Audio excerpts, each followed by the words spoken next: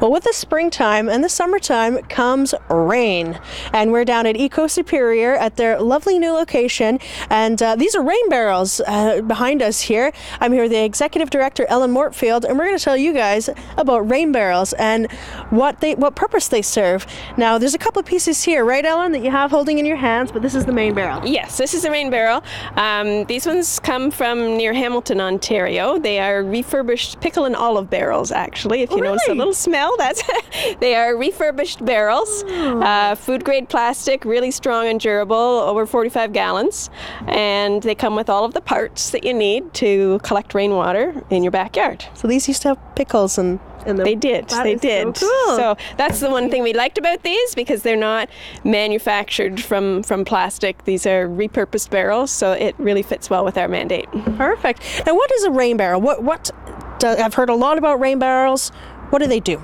The idea is to put it under your downspout to collect rainwater and divert rainwater. Now you can divert that rainwater for use on a vegetable garden or deck planters or even your lawn. One of the reasons why we want to divert rainwater is normally the water that comes out of your downspouts might go rushing down your driveway, across your lawn, and directly into the street storm sewers. And those lead directly into our creeks and rivers.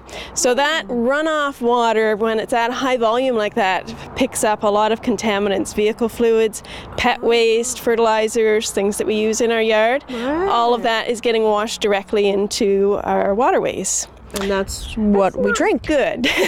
Yes, eventually it goes into Lake Superior. Right. So yeah, the idea is with a rain barrel, or ideally 2 or 3, because it's actually a big rainfall can gather quite a lot of water off your roof. So 1 rain barrel may not be enough, but it's a help in any case in slowing that flow and allowing you to hold on to that water for use when it's not raining.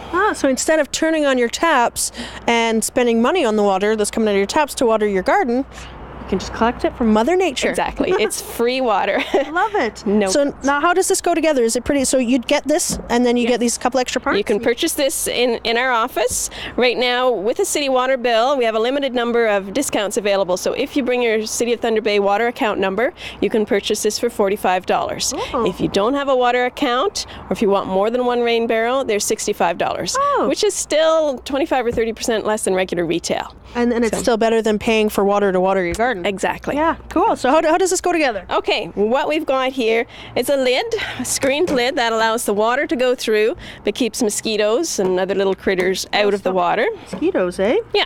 Cool. And leaves, I guess, that come from your roof? Yeah, any debris. So the water's going to be clean when you're ready to use it on your plants. Love it. Now, we also have this. This is the back of the barrel that will go against your house. This fitting just kind of fits in there. And this is your overflow hose. When the barrel fills up, you got to do something with the overflow water. Now you want to either direct this away from your foundation onto a splash pad so it can go out into your lawn, or you could direct it into another rain barrel. You can daisy chain. You could have like 4 and you can have a whole flotilla of rain barrels if you like. So yeah, it's very simple to put that together. The other important part is the spigot. And if we turn this around to the front. So there's a front and a back. Yes, there is. Definitely. There's a little hole drilled at the front. So we're going to that just screws, it screws in quite firmly, but it has a little a shut-off valve, on, off. It's threaded so that you can attach another piece of hose, or ideally you're going to put this rain barrel raised up a bit on some concrete blocks or patio stones or something about a foot off the ground is ideal, and that will allow you to you'll have space to put your watering can under there to fill it directly, or you can attach a hose, and by raising it up you get a little more water pressure. You get a little water runs downhill. Yeah.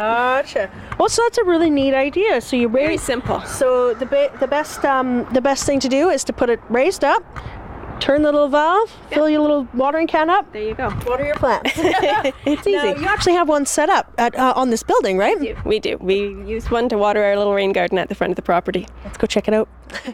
Okay, so now we're in front of Eco Superior here, and they actually have one set up that is working quite fantastically here. Now, Ellen, there's a couple of things you have to modify your pipe, right? Right. You're going to want to cut off the downspout at a short distance above the rain barrel, so measure it before you get it put in place. Cut off the downspout and add whatever shaped elbow you need to direct the water flowing right into the top of the rain barrel. And then put it up. We've put it up on some stones here so that it's raised up to a good height. And you have your overflow spout just kind of leaning into your rain garden. Right, we do, because we've constructed a rain garden here. So there's a channel that any overflow will flow down the channel and into our rain garden. Now, a rain garden is a specially designed garden to kind of hold on to water instead of allowing runoff to flow rapidly over your property. It gathers it in this little stone-filled depression, so the water will gradually infiltrate down into the soil, and the soil cleans the water, and it joins the groundwater slowly rather than gathering contaminants and running off down to the storm sewers. Running into the streets. Now, the word garden, don't get it confused with flowers and pretty things. When I heard rain garden, I thought, that shrubs and things like that, but this is literally just rocks. Well, no, there's the garden part is around it too, and there's a number of different designs you can use for rain gardens, and we will be having a rain garden workshop later in May. Oh, great. If people are interested in learning more how to construct that, we'll have a hands-on workshop. In fact, that's how we built this one last summer. Volunteers came, they learned how to construct a rain garden, what's involved, what materials are required, and we finished it off. There are perennials around the edge and some little shrubs. Some people plant them right in the center too, but we wanted people to be able to see exactly how it works. How it works. I love it. So it runs from the rain barrel, the water comes down, right, and it goes through these rocks, and it sinks right into the ground here instead of running off into the street, collecting contaminants and going into our lakes. Exactly. That's the idea. Well, thank you very much, Ellen. I really appreciate it. You gave us a lot of really great information here. Right. If people at home want to know more about rain barrels and rain gardens, what do they do?